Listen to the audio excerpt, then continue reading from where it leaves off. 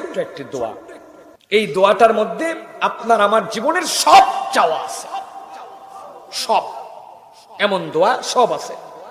আপনি সিজদায় গেলেন, আপনি সিজদায় যাওয়ার পরে মনে করবেন যে আল্লাহ, আমি তো সেই মানুষ যাকে একমাত্র তুমি দাঁড় হয়ে থাকার মতো তৌফিক দান করেছো।